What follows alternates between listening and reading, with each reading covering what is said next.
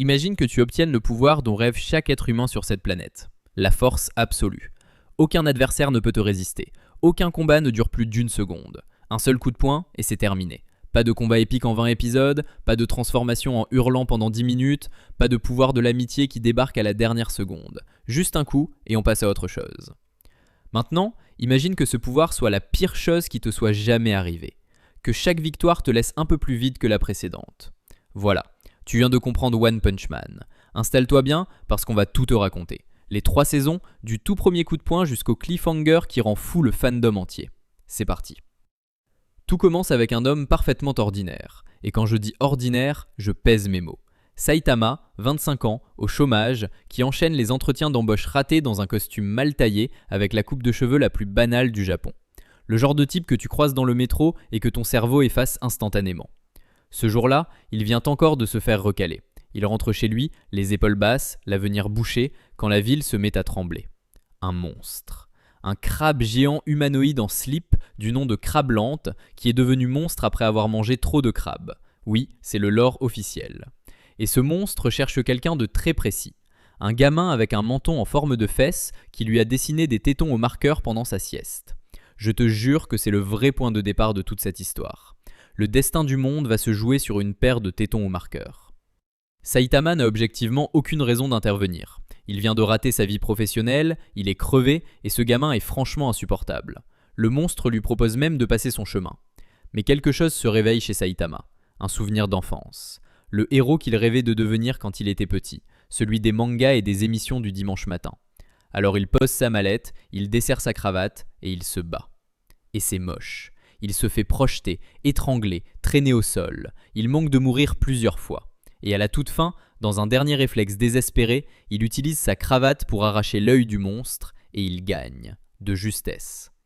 Couvert de sang, tremblant, au bord de l'évanouissement, Saitama regarde le ciel. Et c'est là, exactement là, que sa vie bascule. Ce sentiment qu'il vient de ressentir, cette adrénaline, ce sens, il en veut encore. Il va devenir un héros. Pas pour la gloire, pas pour l'argent, par passion. Ce mot va le définir pour le reste de la série. Saitama, le héros par passion. Alors il s'entraîne.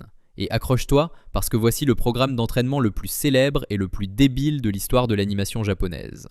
Sans pompe, sans abdominaux, sans squat, 10 km de course à pied. Tous les jours, sans exception.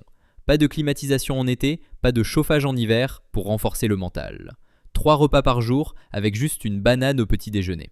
Et surtout, ne jamais utiliser l'ascenseur. Pendant 3 ans. Alors oui, je sais ce que tu te dis. N'importe quel abonné de salle de sport un peu sérieux te dira que c'est un programme d'échauffement.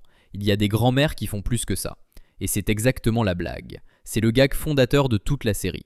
Ce programme complètement banal, à force d'être répété avec une volonté inhumaine, a brisé ce qu'on appelle le limiteur de Saitama. Cette barrière invisible qui plafonne le potentiel de chaque être vivant.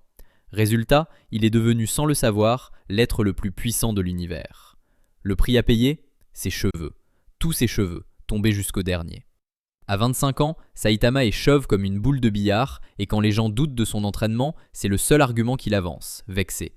J'en ai perdu mes cheveux, c'est bien la preuve que c'était intense. Personne ne le croit jamais. Mais le vrai prix, c'est pas la calvitie. Le vrai prix, c'est ce qui arrive quand tu obtiens exactement ce que tu voulais. Saitama voulait des combats palpitants. Il est devenu tellement fort qu'aucun combat ne peut plus le faire vibrer. Plus de peur, plus de tension, plus de montée d'adrénaline. Chaque monstre terrifiant qui rase une ville, c'est pour lui l'équivalent d'écraser un moustique. L'ennui. Voilà le véritable antagoniste de One Punch Man. Pas les monstres, pas les extraterrestres, pas les organisations secrètes. L'ennui d'un homme qui a atteint le sommet et qui a découvert qu'il n'y avait rien là-haut. 3 ans plus tard, donc. On retrouve Saitama installé à Z-City, une ville tellement infestée de monstres que la population entière a fui, ce qui, au passage, a fait chuter les loyers. Et ça, notre héros l'apprécie beaucoup. Il vit dans un petit appartement impeccable, fait ses courses en surveillant les promos et défonce du monstre kaiju au réveil comme toi tu prends ton café. La série enchaîne les menaces de fin du monde traitées comme des corvées ménagères. Vaccine Man, un être né de la pollution envoyé par la Terre elle-même pour éradiquer l'humanité, avec son grand discours écolo-apocalyptique. Un coup, il éclate comme un ballon de baudruche. Une géante de 200 mètres qui piétine la ville parce que son petit frère lui a fait une injection expérimentale ? Réglé avant d'avoir compris ce qui se passait. Des souterrains qui surgissent des profondeurs pour réclamer la surface ? Alors eux, c'est intéressant, parce que Saitama en rêve littéralement la nuit. Dans son rêve, ils sont puissants, ils le blessent, il saigne, il a peur, il est vivant. Et puis il se réveille, les vrais souterrains attaquent et il meurt en 3 secondes. Même ses rêves lui mentent sur la qualité de la marchandise. Et puis un jour, pendant qu'il règle son compte à un monstre moustique géant, un jeune homme blond débarque. Enfin un jeune homme, c'est vite dit. Genos, 19 ans, cyborg de combat intégral, visage de mannequin, regard d'acier et un passé comme on les aime dans le genre. Sa ville a été rasée et sa famille massacrée par un cyborg fou qu'il traque depuis des années. Il a donné son corps à la science, littéralement, en demandant au docteur Kuseno de le transformer en machine de guerre. Genos assiste donc à un combat de Saitama, et ce qu'il voit défie tout ce qu'il croyait savoir sur la puissance. Alors il fait ce que ferait tout garçon raisonnable et posé de 19 ans. Il suit Saitama jusque chez lui, s'incruste dans son salon et déclare qu'il ne partira pas tant qu'il ne sera pas accepté comme disciple. Saitama refuse. Genos insiste. Saitama refuse encore. Genos commence à payer la moitié du loyer. Saitama accepte. Les grandes histoires commencent parfois par un arrangement immobilier. Et voilà comment naît le duo le plus déséquilibré de l'anime moderne. D'un côté, le maître qui n'a strictement rien à enseigner, dont le secret ultime est une routine de fitness pour débutants. De l'autre, le disciple surdoué qui note absolument tout ce que dit son maître dans un carnet, y compris ses avis sur les promotions du supermarché, en cherchant le sens caché derrière chaque banalité. Genos est persuadé que Saitama est un puits de sagesse. Saitama est surtout un puits de bons plans courses. Leur relation est le cœur comique et émotionnel de la série, et elle ne bougera plus. Leur première vraie aventure commune arrive vite. La Maison de l'Évolution, une organisation scientifique clandestine dirigée par le docteur Genus, un savant qui s'est cloné lui-même pour poursuivre son rêve sur plusieurs vies, crée l'être ultime par manipulation génétique. Ces créatures attaquent Saitama pour récupérer un échantillon de son corps, histoire de percer le secret de sa puissance. Ça se passe mal pour elle. Alors Saitama et Genos décident d'aller directement sonner à la porte du laboratoire, qui se trouve être une tour isolée au sommet d'une montagne. Genos, subtil comme un lance-flamme, rase l'intégralité du bâtiment dès l'arrivée. Le message est passé. Mais le docteur Genus garde son chef-d'œuvre au sous-sol, Carnage Kabuto. Une bête de laboratoire tellement instable et dangereuse que son propre créateur l'a enfermé derrière des portes blindées dans une salle de confinement taillée pour un dieu. Kabuto est immense, verdâtre, cuirassé et surtout, il a de l'instinct. Dès qu'il voit Saitama, quelque chose en lui hurle au danger. Il propose même un marché hallucinant pour un monstre. Si Saitama lui révèle le secret de sa force, il le laissera partir vivant. Saitama, honnête comme toujours, lui raconte son programme. Sans pompe, sans abdos, sans squat, 10 km. Kabuto le prend comme une insulte personnelle, entre dans une rage folle et déclenche son mode carnage. Une transformation qui décuple sa puissance et le rend incontrôlable pendant une semaine entière. Une semaine de destruction annoncée. En théorie. Parce qu'au milieu du combat, Genos rappelle à Saitama qu'on est samedi. Et le samedi, c'est le jour des promos au supermarché. Saitama réalise qu'il est en train de rater les soldes. Un seul coup de poing, et Kabuto traverse tous les murs du laboratoire. La semaine de carnage aura duré 40 secondes. Et le docteur Genus, l'homme qui a consacré des générations de clones à la création de l'être parfait, contemple le résultat et abandonne son rêve sur le champ. On le retrouvera plus tard reconverti dans la vente de takoyaki. Sa boutique a d'excellentes critiques. Ce n'est pas une blague, c'est canon. Mais il reste un problème de taille. Personne, absolument personne, ne connaît Saitama. 3 ans qu'il sauve des villes, et pas un article, pas un merci, pas un tweet. Pourquoi ? Parce que dans ce monde, être un héros, c'est une profession réglementée. Il existe une institution, l'association des héros, fondée par un milliardaire dont le petit-fils a été sauvé par un inconnu il y a des années. Un inconnu au menton en forme de fesse d'ailleurs, mais c'est une autre histoire. L'association enregistre, classe et salarie les héros professionnels. 4 classes, C pour les débutants, B, A et tout en haut, la classe S. Une vingtaine d'individus seulement, des monstres humains capables à eux seuls de changer le cours d'une catastrophe. Si tu n'es pas enregistré, tu n'es pas un héros. Tu es juste un type bizarre en costume qui frappe des créatures. Saitama et Genos passent donc l'examen ensemble. Épreuve physique, épreuve écrite. Sur la partie physique, Saitama pulvérise tous les records de l'histoire de l'humanité avec une marge tellement absurde que les machines de mesure paraissent cassées. Il saute si haut qu'il disparaît du champ de vision. Il court si vite que le chronomètre semble s'être arrêté. Les autres candidats le regardent comme une erreur de la nature. Puis vient l'écrit. Et là, Saitama fait du Saitama. 50 points sur 100. Score final, 71. Il est reçu de justesse, tout en bas de l'échelle. classe C, rang 388, la toute dernière place du classement. Genos, lui, réussit l'examen avec un score parfait, du jamais vu, et intègre directement la classe S au rang 17. Le disciple commence sa carrière au sommet de la pyramide. Le maître commence la sienne dans les sous-sols. Personne n'a jamais dit que ce monde était juste. C'est même un peu l'idée de départ. Et la classe C, ce n'est pas juste humiliant, c'est un enfer administratif. Règle de l'association. Un héros de classe C qui ne signale aucune activité héroïque pendant une semaine est radié d'office. Les classes S peuvent dormir toute l'année, eux non. Alors Saitama, l'homme qui a détruit des menaces planétaires, patrouille désespérément en ville à la recherche d'un vol de sac à main ou d'un chat coincé dans un arbre. Rien. Les crimes ne se produisent jamais quand on en a besoin. C'est dans cette période de vache maigre qu'il croise un personnage qui va devenir culte, Speedosound Sonic, un ninja mercenaire, ancien de la même promotion qu'un certain Flashy Flash, retient ce nom pour plus tard, persuadé d'être l'être le plus rapide du monde. Leur première rencontre se termine par un accident que la décence m'interdit de décrire en détail.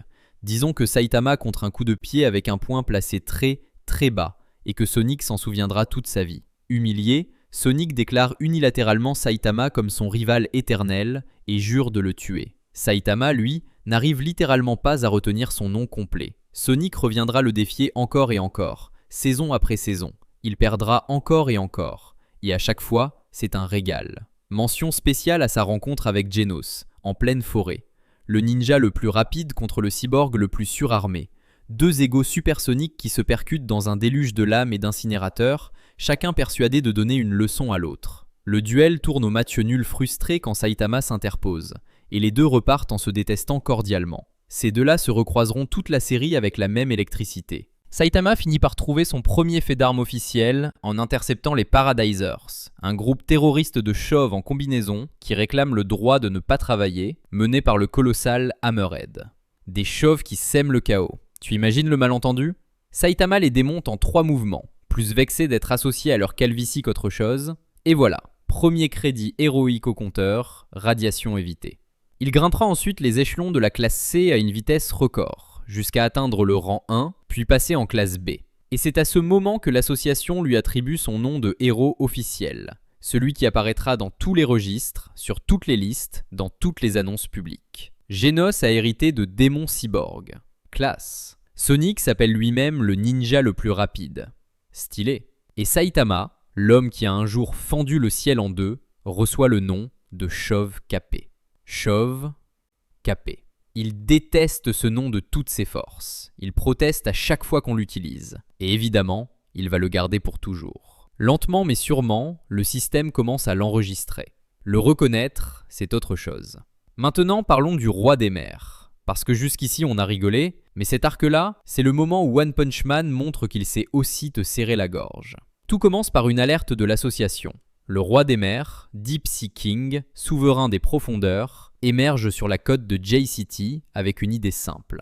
La surface appartient désormais au peuple des mers. Et très vite on comprend que ce monstre-là n'est pas dans la catégorie habituelle. Il démolit des héros de classe A comme des jouets de plage. Pourri prisonneur en personne, un héros de classe S, incarcéré volontaire qui s'évade de prison spécialement pour l'affronter, déploie son style de combat inimitable, que je te laisse découvrir par toi-même, et se fait plier à son tour. Un classe S au tapis. Le message est reçu 5 sur 5 par tout le monde. Puis la pluie se met à tomber, et c'est le détail qui change tout. Hydraté, le roi des mers voit sa puissance décuplée. Sonic le retarde à peine. Genos encaisse pour protéger des civils et se fait arracher la moitié du corps. Et les habitants terrifiés se réfugient dans un abri anti-catastrophe, avec le monstre qui frappe à la porte. C'est là qu'intervient l'homme le plus important de cet arc, et ce n'est pas Saitama, c'est Mumen Rider, le cycliste de la justice. Un héros de classe C, rang 1, sans le moindre pouvoir. Un type normal, avec un vélo, un casque et un sens du devoir en titane. Il a entendu l'alerte, il sait exactement ce qu'il attend, et il pédale quand même sous la pluie vers le monstre qui vient de détruire des héros professionnels largement au-dessus de lui. Il attaque, il se fait balayer comme une feuille. Il se relève, il attaque encore. Il hurle au monstre que quelqu'un de plus fort viendra le battre, mais qu'en attendant, c'est lui qui est là. La foule dans l'abri retient son souffle, et toi aussi. Le roi des mers le saisit pour l'achever, et Saitama arrive. Un seul coup, et le roi des mers explose. Le monstre qui a détruit l'élite locale des héros éclate comme une pastèque sous la pluie, devant une foule médusée. Sauf que la scène ne s'arrête pas là, et c'est ce qui suit qui fait entrer cet arc dans la légende. Dans la foule des rescapés, au milieu des applaudissements naissants, une voix s'élève. Un type ricane. Attendez, si ce chauve a gagné aussi facilement, c'est forcément que le monstre était déjà épuisé par les vrais héros, non? Ce mec est un imposteur qui débarque à la fin pour voler la gloire. Le doute s'installe. Les murmures montent. Les héros à terre, humiliés, entendent tout. Et Saitama fait alors la chose la plus héroïque de toute la série. Il ne se défend pas, il en rajoute. Il se retourne vers la foule et gueule que oui, exactement, le monstre était déjà à moitié mort. Que c'est facile de ramasser la victoire quand d'autres ont fait tout le travail. Et que tous ces héros blessés sont ses faire-valoir. Il prend 100% de la haine du public sur lui, volontairement, pour que les héros tombés au combat gardent leur honneur et que les civils gardent leur confiance dans l'association. Personne dans cette foule ne saura jamais la vérité, et lui s'en fiche complètement. Un seul homme a tout vu et tout compris, Mumen Rider, qui lui enverra plus tard un simple message de remerciement. Les deux mangeront ensemble dans un restaurant de quartier, sans un mot de plus sur le sujet. Le vrai héroïsme dans One Punch Man, c'est celui que personne ne voit. Cette scène, c'est la thèse de toute l'œuvre. Bon, maintenant parlons de la fin du monde, la vraie, celle avec un vaisseau spatial. Depuis des décennies, la plus grande voyante de la planète, Madame Shibabawa, prédit les catastrophes avec une précision de 100%. Chaque tremblement de terre, chaque éruption, chaque monstre majeur, annoncé. Et un jour elle meurt, étouffée par une pastille pour la toux, le destin a de l'humour, en laissant une toute dernière prophétie griffonnée. Dans les 6 prochains mois, la Terre est en très grand danger. Quand la femme qui ne s'est jamais trompée de sa vie utilise pour la première fois les mots « très grand danger », l'association panique. Elle convoque en urgence tous les héros de classe S au quartier général. Et cette réunion, c'est notre premier vrai défilé de la classe S, la galerie de tarés magnifiques qui va porter la suite de la série. Tornado of Terror, alias Tatsumaki, rang 2, la médium la plus puissante du monde. Un pouvoir psychique capable d'arrêter un bombardement orbital, le tout dans un corps de gamine et avec le caractère d'un chihuahua sous caféine. Silverfang, alias Bang, rang 3. Un vieux maître d'arts martiaux, créateur du point du courant d'eau qui brise la roche, l'homme le plus respecté du classement. Atomic Samurai, le sabreur qui découpe plus vite que la lumière. Child Emperor, 10 ans, un génie qui compense son âge avec un arsenal technologique dans un cartable. Zombieman, l'immortel, produit raté de la maison de l'évolution qui ne peut littéralement pas mourir. Pig God, une montagne humaine qui dévore les monstres. Metal Knight, qui n'envoie que des robots et que tout le monde soupçonne de jouer sa propre partition.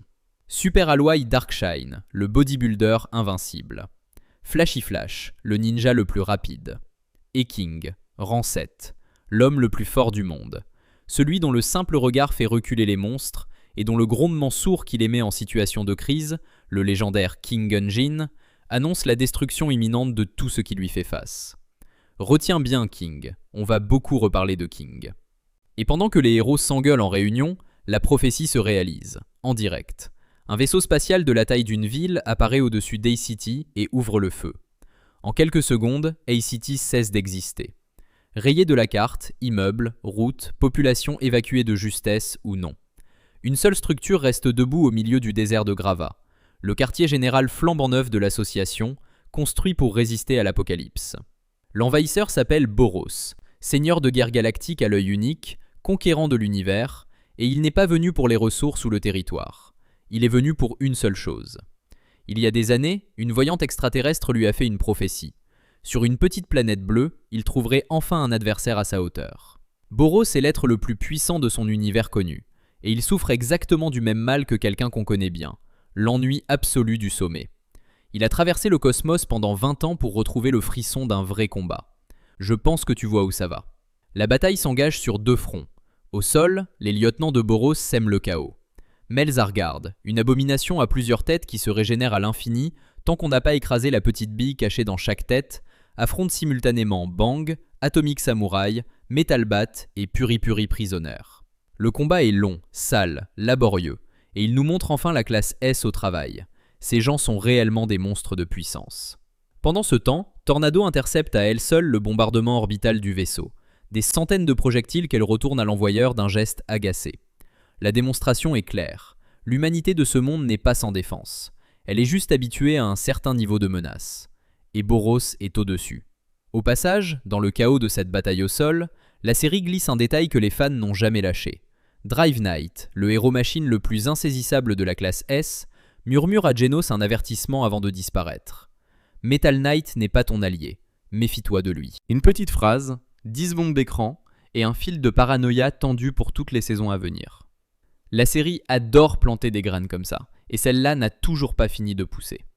Saitama, lui, fait ce qu'il fait toujours. Il saute directement dans le vaisseau, sans plan, sans briefing, et remonte les couloirs en mettant des coups de poing dans tout ce qui a le malheur de se présenter. Gary Uganshop, le stratège télékinésiste aux allures de poulpe cosmique, tente de l'arrêter avec des pouvoirs psychiques de classe galactique, et disparaît en un coup. Gros Ribas, l'arme chimique ultime, n'a même pas le temps d'exister à l'écran. Saitama arrive tranquillement jusqu'à la salle du trône, où Boros l'attend, presque soulagé.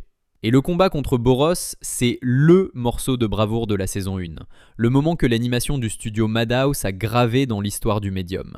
Parce que pour la toute première fois de la série, il se passe un truc impensable. L'adversaire survit au premier coup de Saitama. Son armure, qui était en réalité un sceau limitant sa propre puissance, vole en éclats, et Boros libère tout. Il se régénère, il accélère, il frappe, et Saitama encaisse. Il est projeté à travers le vaisseau, il est bombardé d'énergie, et à un moment, Boros le frappe tellement fort qu'il l'envoie sur la Lune. Oui, tu as bien entendu, sur la Lune. Et cette image de Saitama, debout dans la poussière lunaire, silencieux, la Terre qui se lève à l'horizon au-dessus de lui, c'est peut-être le plan le plus iconique de tout l'animé. Il regarde la planète bleue, il prend une grande inspiration, il fléchit les jambes. Et il saute.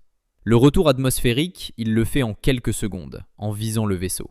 Boros joue alors sa dernière carte, le Collapsing Star Roaring Cannon, un rayon d'énergie capable de stériliser la surface d'une planète entière. Et face à ça, Saitama fait quelque chose que même Genos n'a jamais vu. Il annonce une série de coups sérieux. Serious Punch. Le poing de Saitama rencontre le rayon de Boros, et l'onde de choc de l'impact fend la couverture nuageuse de la planète sur toute sa courbure, d'un horizon à l'autre. Le rayon est annihilé. Boros s'effondre, le corps en ruine, son vaisseau en morceaux autour de lui. Et dans son dernier souffle, ce conquérant qui a traversé l'univers pour ce moment dit la phrase la plus triste de toute la série.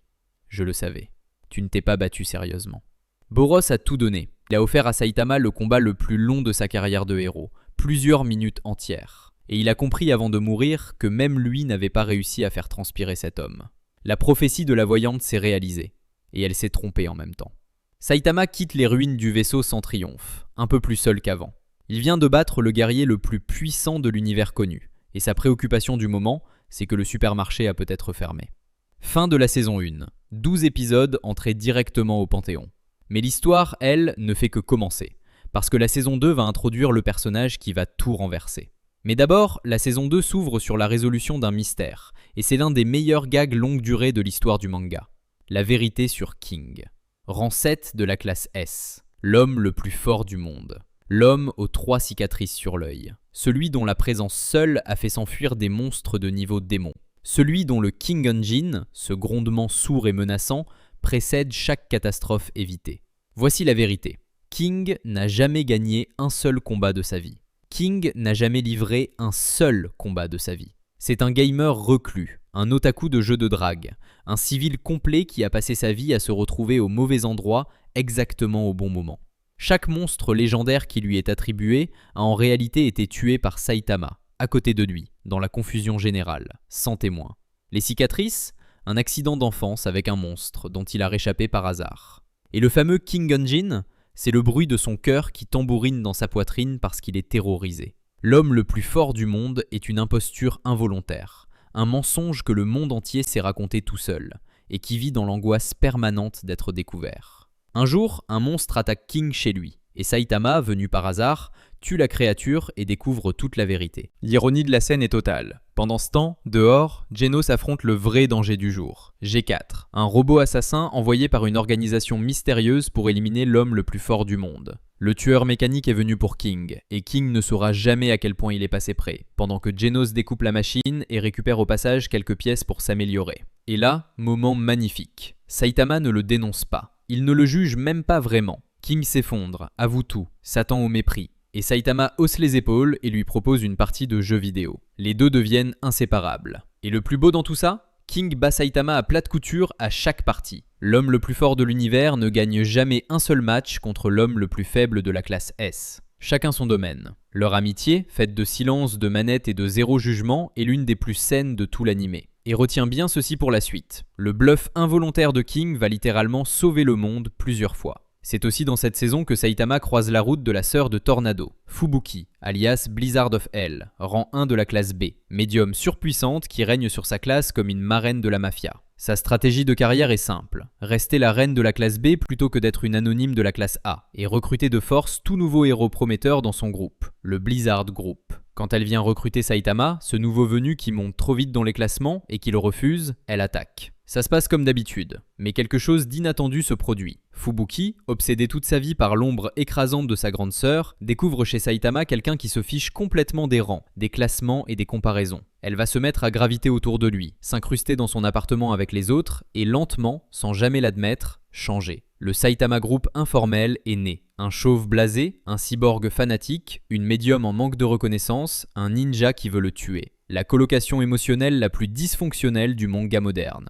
Maintenant, le personnage que tout le monde attendait. L'association des héros a un nouveau problème, et ce problème s'appelle Garou. Garou, c'est l'ancien meilleur disciple de Bang, le vénérable rang 3 de la classe S. Le prodige absolu du dojo, celui qui a assimilé le point du courant d'eau qui brise la roche plus vite que quiconque. Jusqu'au jour où il a pété un câble et méthodiquement démoli tous les autres élèves du dojo, avant d'être chassé par le maître en personne. Et pour comprendre Garou, il faut remonter à son enfance. Petit, Garou regardait les émissions de héros comme tous les gamins. Sauf que lui, quelque chose le rendait malade. Le scénario. Le héros gagne toujours. Le monstre perd toujours. Toujours. Et tout le monde applaudit le héros populaire, beau, entouré, pendant que le monstre, laid, seul, détesté, se fait démolir sous les acclamations. À l'école, Garou était le gamin qu'on martyrisait pendant que le petit populaire jouait les héros. Il a fait le lien, et il a pris une décision d'enfant tenue avec une rigueur d'adulte. Puisque le monde est écrit pour que le monstre perde, il deviendra le monstre absolu. Et pour une seule fois dans l'histoire, le monstre gagnera à la fin.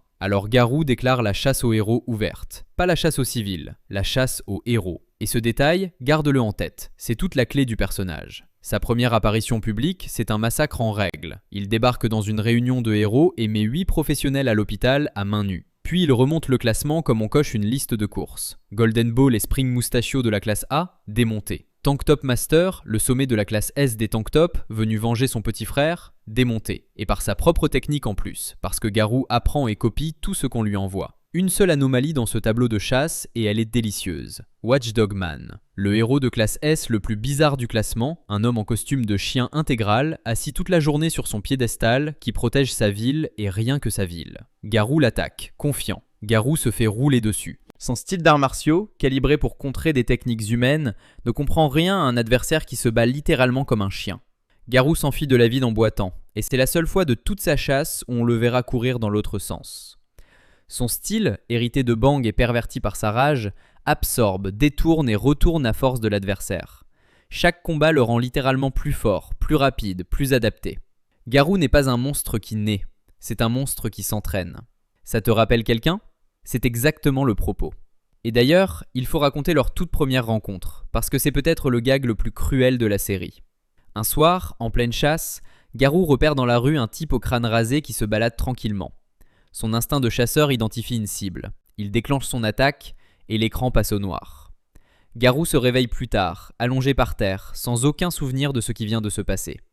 Il ne saura jamais qu'il vient de croiser l'homme qu'il cherche depuis toujours, l'adversaire ultime, le sommet absolu de la puissance, et que cet homme l'a éteint d'un revers distrait, sans même s'arrêter de marcher, comme on chasse une mouche.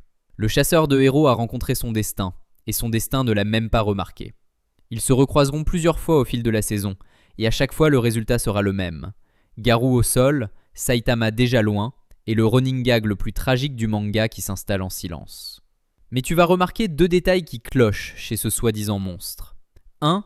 Garou ne tue jamais. Jamais. Il humilie, il fracasse, il hospitalise, mais il laisse systématiquement ses victimes en vie. 2. Il ne s'attaque jamais aux faibles. Les civils ne l'intéressent pas. Les enfants encore moins. Un monstre bien étrange, qui ne s'en prend qu'à ceux qui peuvent se défendre et qui épargne tous les autres.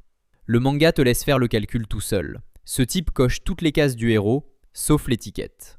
Pendant que Garou fait sa tournée des popotes, deux intrigues démarrent en parallèle, et elles vont se percuter en beauté. La première, Saitama découvre l'existence du Super Fight, le plus grand tournoi d'arts martiaux du pays, avec un prix de 3 millions à la clé. 3 millions, pour un type qui vit de promos de supermarché, c'est une motivation très sérieuse. Et puis surtout, Saitama se pose une vraie question. Lui qui n'a jamais rien appris techniquement, il se demande si les arts martiaux pourraient rendre ses combats intéressants à nouveau. Problème, le tournoi est réservé aux inscrits. Solution, il croise Charanko, le dernier disciple restant de Bang, inscrit au tournoi. Il lui emprunte son identité et sa place, et il se pointe au Super Fight avec une perruque. Une perruque. L'homme le plus puissant de l'univers, déguisé avec 3 mèches de cheveux, sous le nom de Charanko. La sécurité de ce tournoi mérite un licenciement collectif. La deuxième intrigue, c'est l'émergence du nombre qui grossit depuis le début de la saison. L'association des monstres. Pour la première fois, les monstres ne sont plus des accidents isolés. Ils s'organisent. Une structure miroir de l'association des héros, avec une hiérarchie, des cadres, des exécuteurs, un quartier général souterrain, un roi nommé Orochi, une abomination qu'on garde dans l'ombre pour l'instant, et une stratège de génie, Psychos, une médium au passé lié à Fubuki, dont les visions ont tourné à l'obsession apocalyptique. Leur arme de recrutement est terrifiante de simplicité. Les cellules de monstres. Un organe prélevé sur les monstres, qui ressemble à une petite chose noire et gluante. Tu en manges une, et si tu survis à la transformation, tu deviens un monstre. Ta force explose, tes limites sautent, et ton humanité se dissout.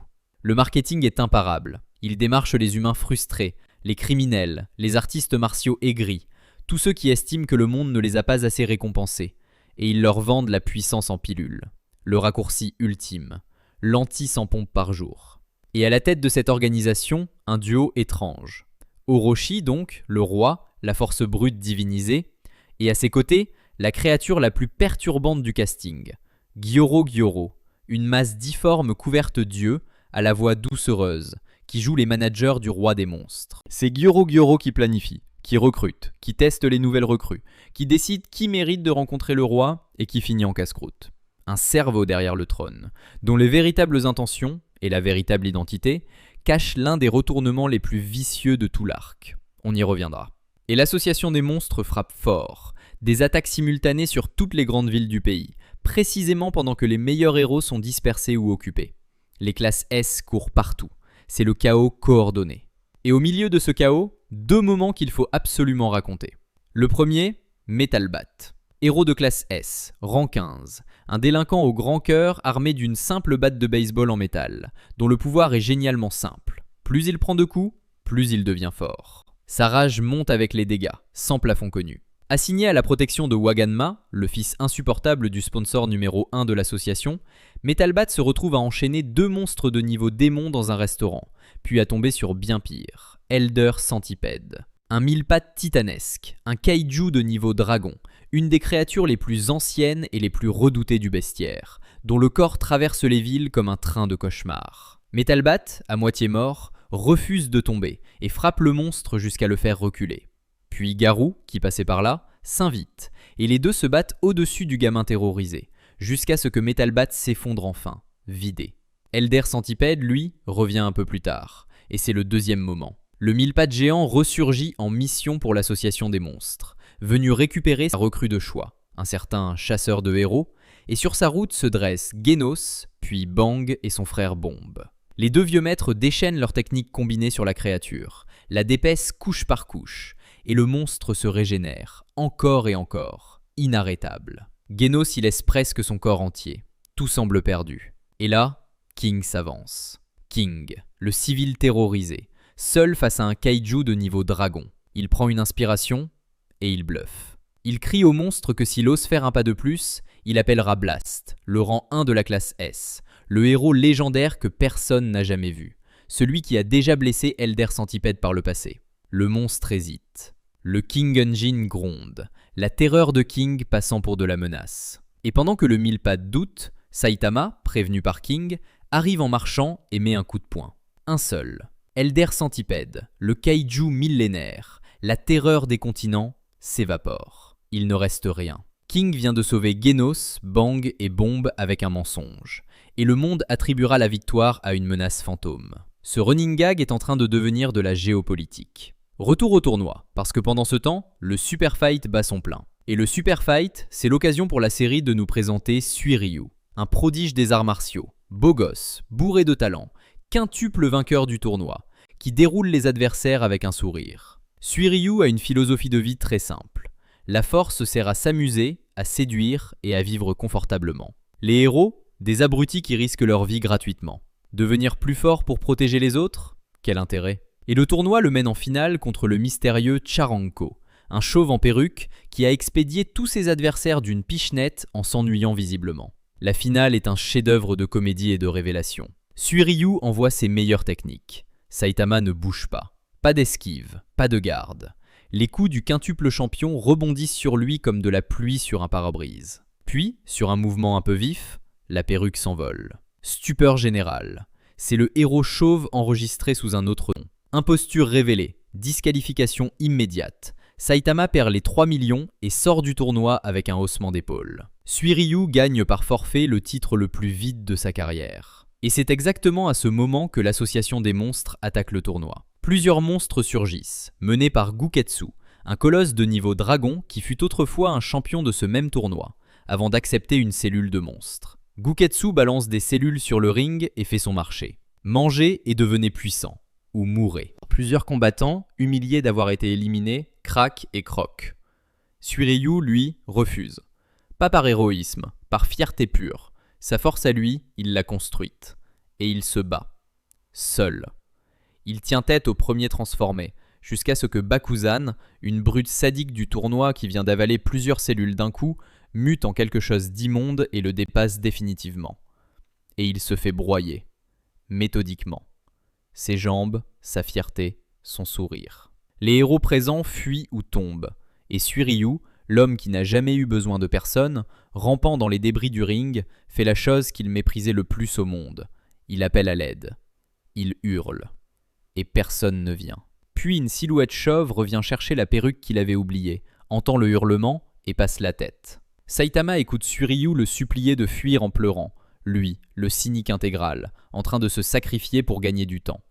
La suite, tu la connais par cœur maintenant. Bakuzan, le monstre tout neuf, disparaît en un coup.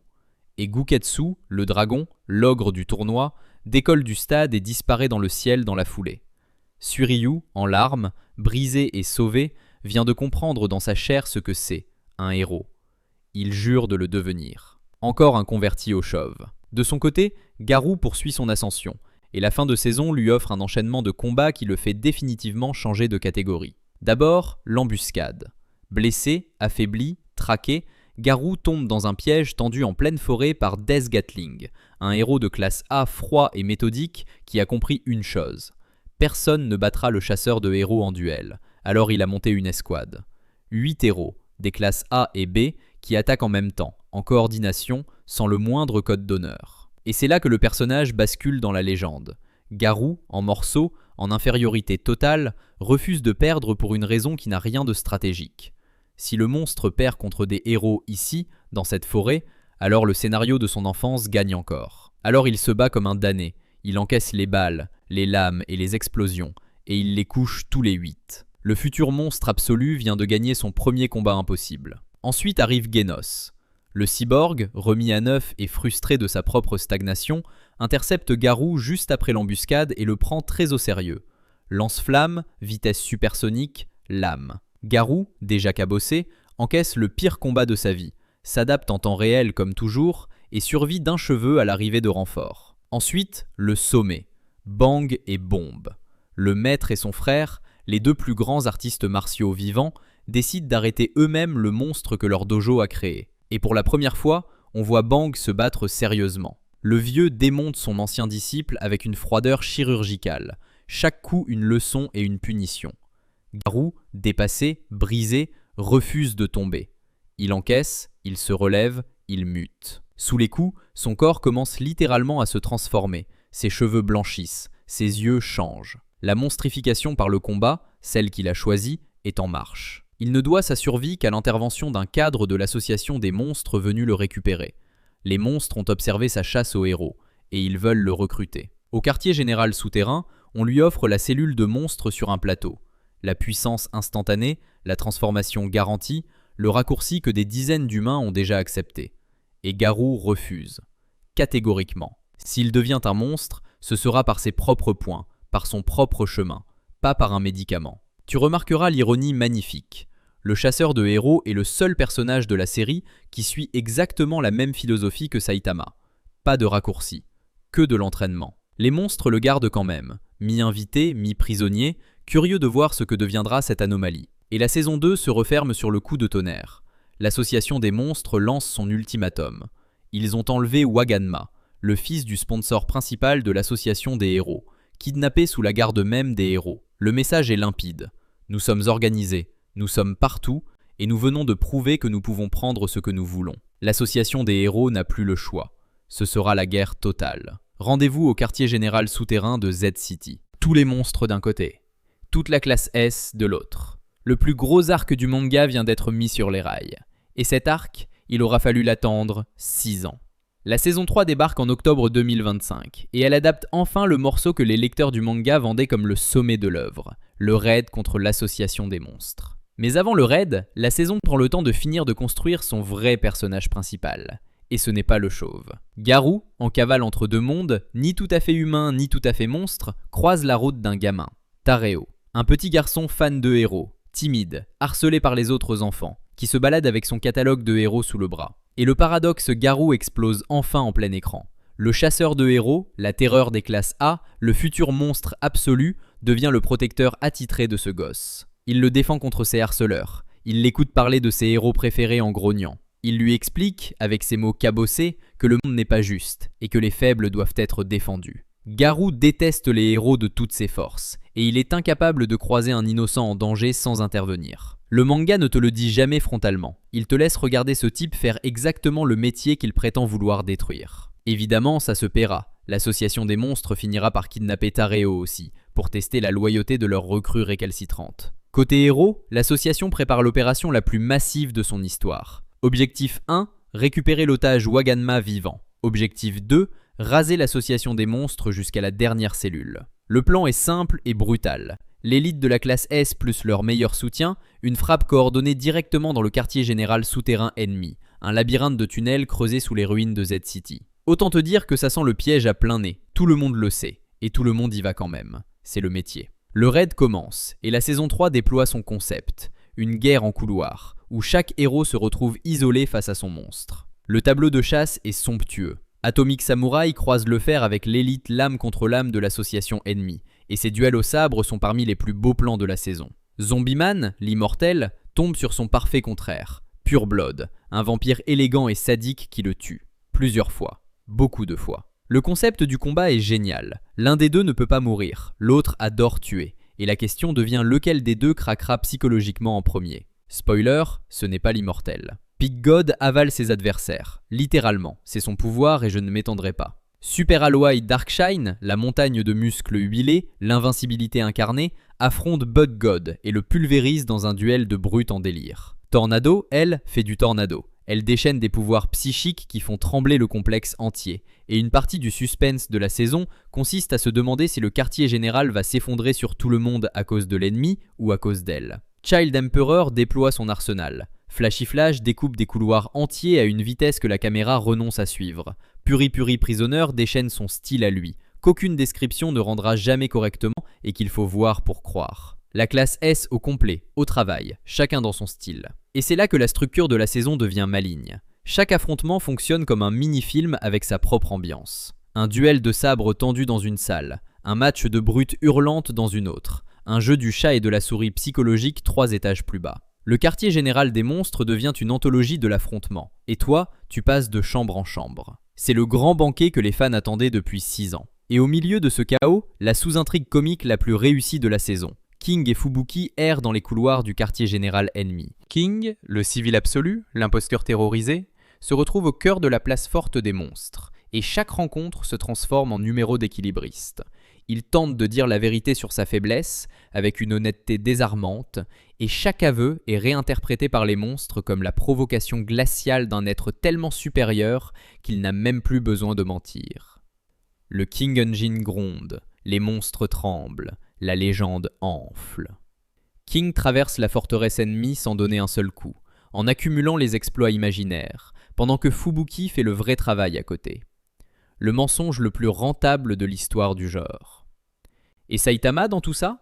Saitama s'est incrusté dans l'opération, évidemment, parce que Genos y participait et qu'il s'ennuyait. Et la saison en fait un contrepoint visuel permanent. Pendant que les héros risquent leur vie dans des combats titanesques 3 couloirs plus loin, Saitama se balade tranquillement dans le labyrinthe, les mains dans les poches, en éliminant distraitement des monstres de niveau démon qui auraient chacun mérité un épisode entier. Un revers par-ci, une pichenette par-là, il cherche surtout la sortie, et accessoirement un distributeur. Le contraste entre les deux réalités du même bâtiment, c'est toute la série résumée en une image. Jusqu'à la rencontre au sommet. Au plus profond du complexe, Saitama croise enfin le maître des lieux, Orochi, le roi des monstres. Et il faut dire ce qu'est Orochi, la créature la plus cauchemardesque jamais montrée dans la série. Un ancien humain transformé au-delà de toute reconnaissance, un titan de cornes et de tentacules, un corps qui est à lui seul un écosystème de dragons, vénéré par toute l'association des monstres comme une divinité vivante. Le manga a passé des dizaines de chapitres à construire sa menace, sa salle du trône, sa cour terrifiée, le boss final annoncé de tout l'arc. Orochi se dresse devant Saitama dans toute son horreur cosmique, déploie sa puissance de niveau dragon et au-delà, attaque. Et Saitama met un coup de poing. Orochi meurt. Le roi des monstres, la divinité de l'arc, réglé comme un moustique de Z-City. La saison assume l'anticlimax à fond, c'est la signature de la série depuis l'épisode 1, et le fandom en a fait des mèmes pendant des semaines. Le roi est mort, vive le gag. Mais c'est ce qui se cache derrière Orochi qui change toute la donne. Après sa mort, dans les profondeurs du quartier général, sous la salle du trône, un lieu est découvert qui n'aurait jamais dû exister. Un sanctuaire. Ancien, silencieux, chargé d'une aura que même les monstres semblaient fuir. Et au centre du sanctuaire, une statue colossale. Un humanoïde géant, couvert de motifs étranges, le visage indéchiffrable, avec à ses pieds une créature sculptée ressemblant à un mille-pattes. Les lecteurs du manga ont hurlé devant leur écran, parce qu'ils ont reconnu la silhouette immédiatement. Dieu. L'entité qu'on aperçoit depuis des années dans les marges de l'histoire, celle qui apparaît dans les flashbacks de certains personnages pour leur offrir des pouvoirs en échange de leur humanité, celle dont le nom n'est jamais prononcé qu'à demi-mot. La vraie menace de One Punch Man, celle qui dépasse tous les monstres, toutes les associations, et probablement toutes les saisons à venir. Pour la première fois, l'anime vient de montrer son visage de pierre. Et c'est là-dessus que la partie 1 de la saison 3 se referme, en décembre 2025. 12 épisodes qui installent le raid, déciment la hiérarchie des monstres, éliminent Orochi d'un coup de poing, révèlent le sanctuaire de Dieu et laissent tous les fils en suspens.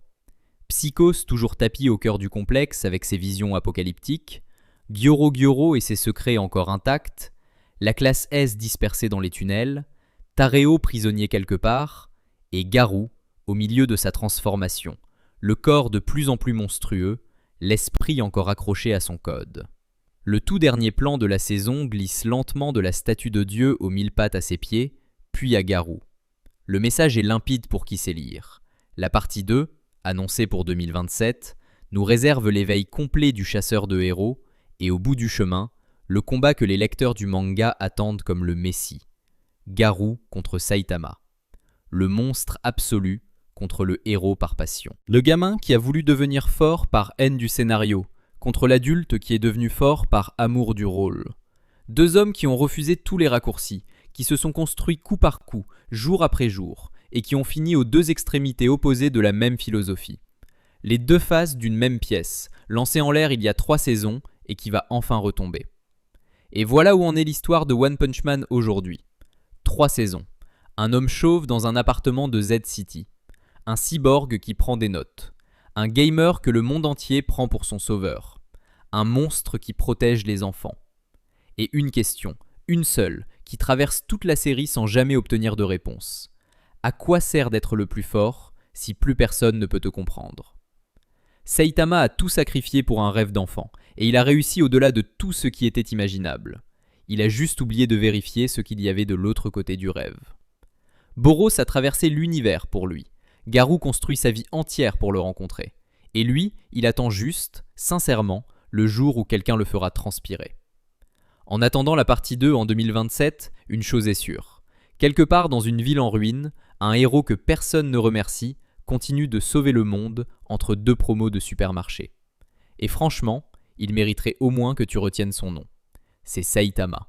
Juste Saitama. Si ce récap t'a plu, tu sais ce qu'il te reste à faire. Abonne-toi, c'est gratuit, contrairement aux cellules de monstres, et beaucoup moins risqué. Dis-nous en commentaire quel animé, quel cartoon ou quelle série tu veux voir dans la prochaine boîte. On lit absolument tout. Et si t'en veux encore, le prochain récap t'attend déjà à l'écran. Allez, à très vite dans la boîte à récap.